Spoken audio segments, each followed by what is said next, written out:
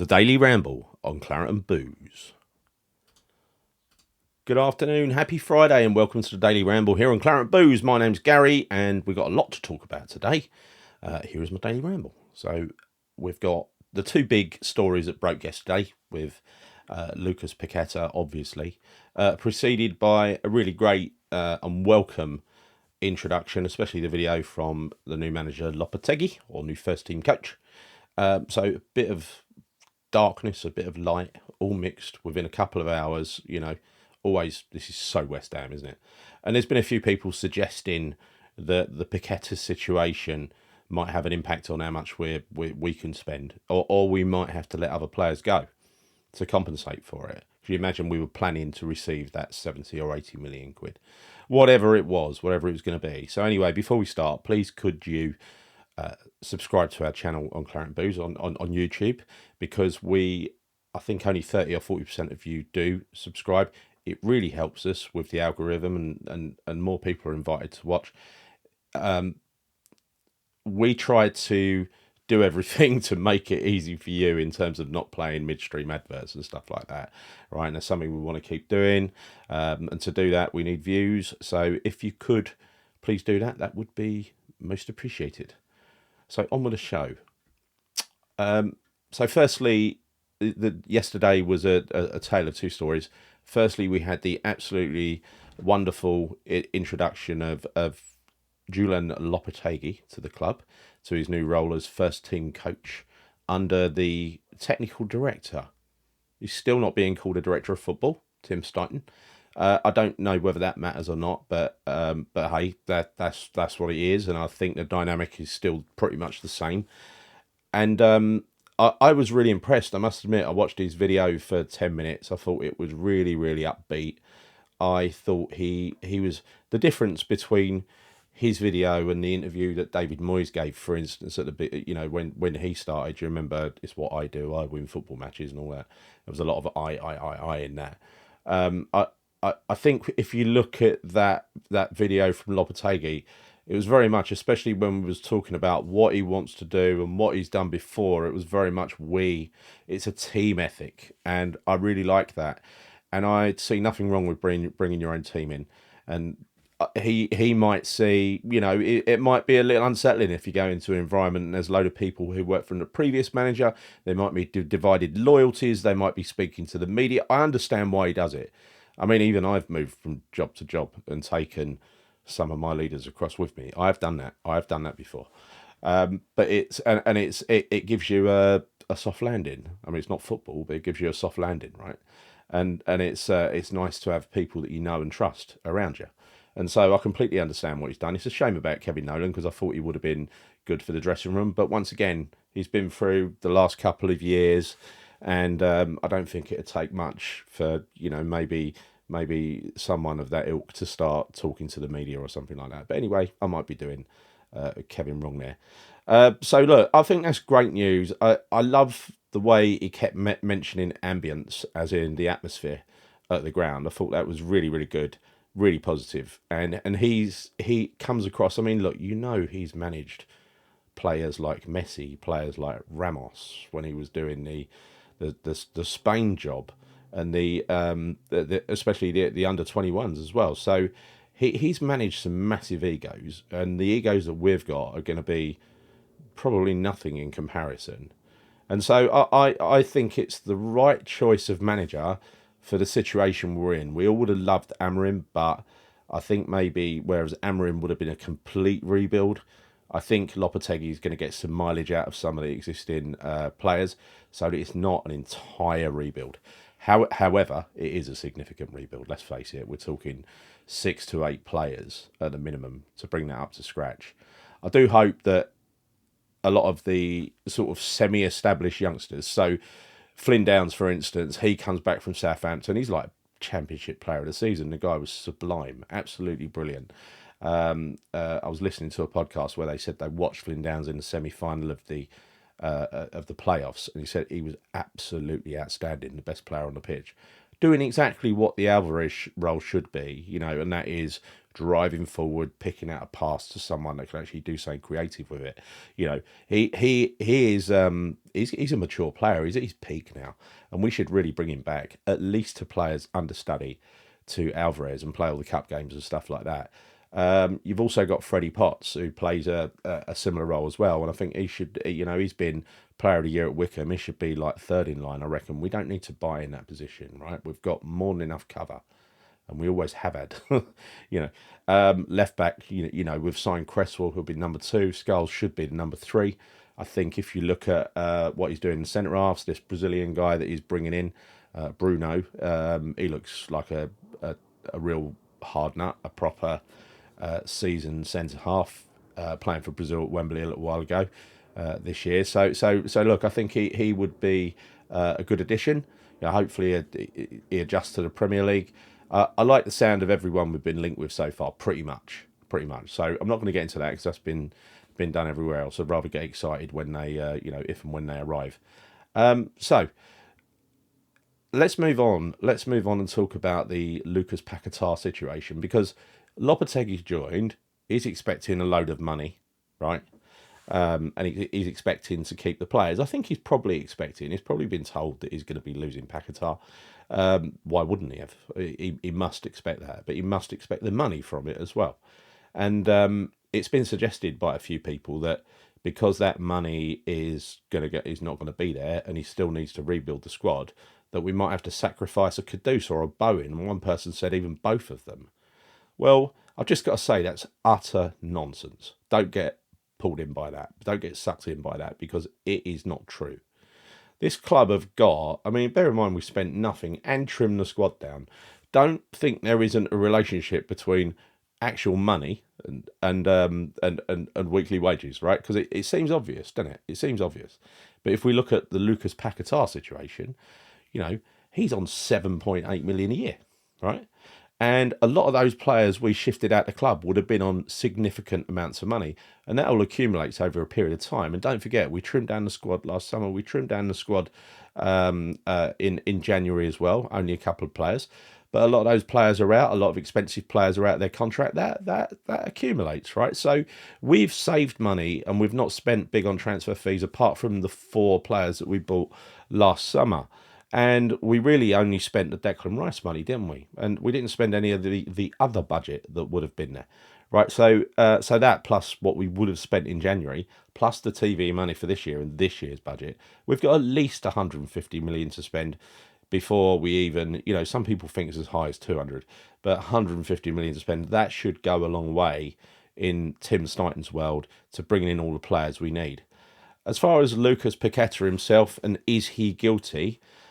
I'm going to hold off on that one, because I think when this was brought to our attention the first time, a lot of people they just assumed he was guilty, right? Guilty. Of course he's guilty. It's Lucas Paqueta. People on Paqueta Island putting up, of course he's guilty. Well, I think I actually love Paqueta as a player, and the reason I love him as a player is his passion. I think he's a little bit mad, and I think you've only got to look at the way he's gone in certain games, and the evidence, the so-called video evidence that they're putting out there relating to 4 games. I think if you look at it through a certain lens and you say this guy was trying to get booked to fix, to satisfy a group of people over on Paqueta Island who'd put a big bet on. If you look at it through that lens, you probably say, well, yeah, he looks quite guilty, but you don't know that. You don't know that. So how can you assume?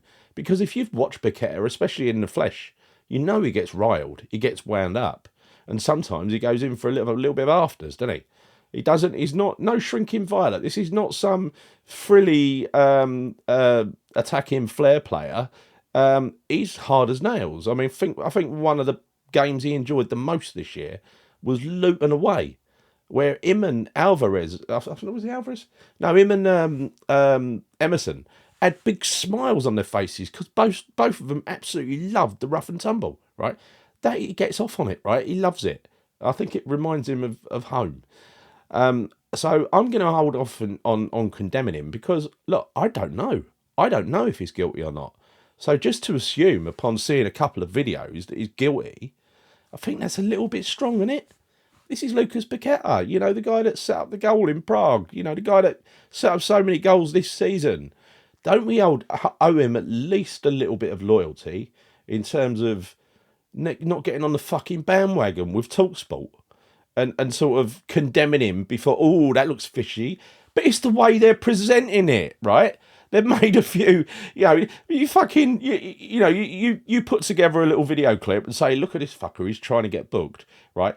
You don't watch him, you don't know the player, you'd look at that and think, yeah, he's trying to get himself booked. It's definite. Guilty as charged, Your Honour. Well, I hope this isn't some kangaroo court nonsense, because it will go to an independent tribunal where they'll have real lawyers involved, I've been told. So hopefully that is what will happen. The problem is, I don't know how this thing works. Is it that they've got to bring evidence to prove that he's guilty? Or is it just purely subjective based on... I mean, is that evidence, that video stuff, is that what they're calling evidence? Because to me, that ain't evidence. So what is the onus on Paqueta to prove his innocence? In which case, if he had nothing to do with it, how the fuck does he prove his innocence? So look, I'll just say, hold off on it for a while. Don't listen to TalkSport. Don't get sucked into thinking he's guilty. He might be. I don't know. But I'm gonna err on the side of not guilty for now and take him on his word. But we're not going to be able to sell him. It will have an impact. But think about how these deals are structured, right? We're still paying for Paqueta. These deals are structured usually 40% up front, 30% in the next 2 years. That's how we're being paid for Declan Rice. So Paqueta, he was 40 million. We'd be paying 16 up front, and then not going to do the maths in my head. I'll get it wrong. And then the 30% in each of the following 2 years, right? So that is how it would be structured, and that is how it be how most of the deals. When we go to buy players, that is how it would be structured as well. These ain't cash upfront deals. You don't get paid when you sell someone in a lump of cash. You don't pay out a lump of cash when you buy someone. You pay a percentage, and then you pay the rest of it off in the following years. I suppose if it's a 5-year contract or a 4-year contract, they'll be sort of, you'll pay that over a certain period of time, over maybe more than 3 years. Who knows? But anyway, it won't affect, from what I can see, our transfer budget. It definitely won't mean that we've got to get rid of Bowen and Kudus. I read the report on Bowen, and you know what it boiled down to? I mean, some fucking site, some website, where it boiled down to, the killer paragraph was, oh, Newcastle have got bundles of money, they'll be able to buy them. It's like, is that all it is? So you've created this article because they've got bundles of money that they're not allowed to spend under FFP, and they'd have to fucking spend it if they wanted him, and he ain't going up there anyway because it's too cold. It has horizontal rain in Newcastle. I know, I used to work there every other week. Very cold, terrible winter, right? Danny Dyer will never have it, and nor will Danny Dyer, his wife either, or his girlfriend, his intended, whatever. He ain't moving up there. Won't be allowed. He won't be allowed. Kudus, look, you're always worried about a player like Kudus. You don't know, but he's committed himself verbally and said there's a lot more to come. I think this is a development path for Kudus. I think by the time we sell him, he will be the finished article, and I think that's at least another season. Hopefully another season with him playing in the right position. Wouldn't that be lovely? Right. If you look at, if this did all go wrong, if it went horribly wrong, we're paying Paqueta 150 grand a week, 7.8 million a year in wages. We'd probably get 70 million if we were to sell him to Man City. 70 million. We'd probably get, out of that 70 million, we'd probably get about the 30 million up front or something like that. So we're going to be missing that small chunk of money, not the big lump that we'd get over the period of time. We're not going to get paid in full. It doesn't happen, right? If it does go wrong, we do have the consolation of not paying his wages for the rest of his 5-year contract. He's got 3 years to run at 7.8 million a year. It's decent money, isn't it? It's 24 million straight away. That aside, I think we're going to really struggle to find anybody. I think even if he gets found not guilty on this, I think now he's really tainted. And I think the media have done a really fucking good job on tainting him and making him look bad. I'm inclined to think this is some kind of play by the FA because they've gone on the attack because Paqueta's team went on the attack. He gave his team, his legal team, gave them a deadline. Charge me by this date, or else, or there is no charge. They charged him, right? Otherwise, I suppose they would look stupid, and they've come out with this evidence. But if you go back to when they launched the investigation in the first place, these games are all after that. So are they saying that? So are they saying the original investigation was nothing to do with what he's being charged with now? What he's being charged with now is what they've been watching him since. They thought the handball that wasn't a handball, it was actually a header. He got booked for a foul up at Bournemouth. He thinks so. So from that point on, the media thought, "Oh, that looks a bit fishy," because they're already investigating him, and so they're focusing on the way he acts. That looks fishy, and then they've picked out another three that look fishy as well. Is that what they've done? Really? I mean, the way he could disprove it is just show that he fucking goes like that in many games, right? He genuinely does. Yeah, so I hope this isn't some sort of vendetta by the FA to make themselves, to protect their name, because a lot of fuss was made of this in the first place, wasn't it? Let's hope it's all simple and above board, and let's hope it gets, they have nothing to actually take this forward. My concern is they're going to use something flimsy like this and give some sort of subjective opinion that potentially ends a man's career without any real evidence, only what they believe happened. You know what I mean? It's not a fucking trial in a court, is it? Yeah. So anyway, look, I'm a bit sick over that, I must admit, because I'm a bit of a Paqueta fanboy. And, I was actually quite looking forward to him. I knew we were losing him. I was quite looking forward to seeing him flourish in a team of marvellous players. And I think he'd fit right in. He'd fit right in that. So look, that's me done. The Lopetegui era has begun. I'm looking forward to all of the new players arriving over the coming weeks. And we'll be doing lots of transfer shows throughout the summer as well. Must get myself into transfer mode. And start taking an interest in all these different links. Trouble is, I don't want to report the bullshit links. But how do you do that? Judgment call, isn't it? Anyway, I'll speak to you soon. Have a good weekend, everybody. And come on, you wines.